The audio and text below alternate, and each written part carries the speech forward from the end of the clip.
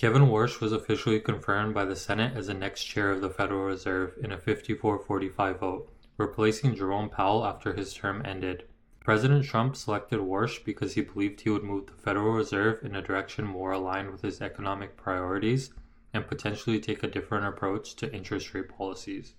But before we talk about what Kevin Warsh could mean for the economy, let's first understand why the Federal Reserve matters so much. The Federal Reserve is the central bank of the United States.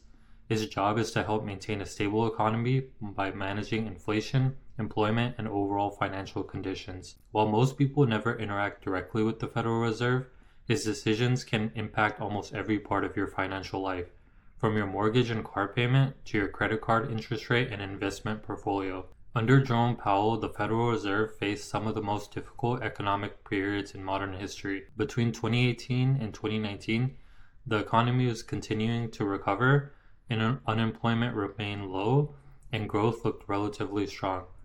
During that period, the Federal Reserve gradually raised interest rates. Higher rates are often used to prevent the economy from overheating and to keep the inflation under control.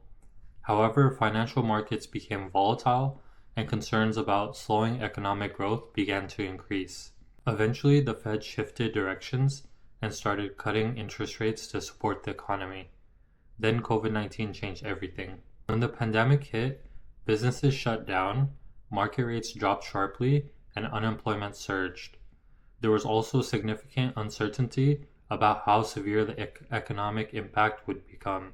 To prevent a deeper recession and stabilize financial markets, the Federal Reserve cut interest rates to nearly zero and introduced major stimulus measures.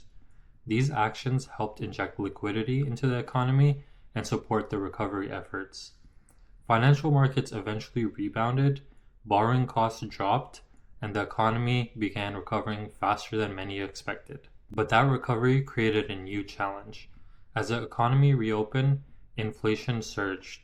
Prices for goods and services increased rapidly, and Americans felt it everywhere, from groceries, gas, housing, restaurants, travel, and everyday expenses. To fight inflation, the Federal Reserve aggressively raised interest rates from 2022 through 2026, and this is where many people began feeling the effects personally. Mortgage rates increased, making homes much more expensive to afford.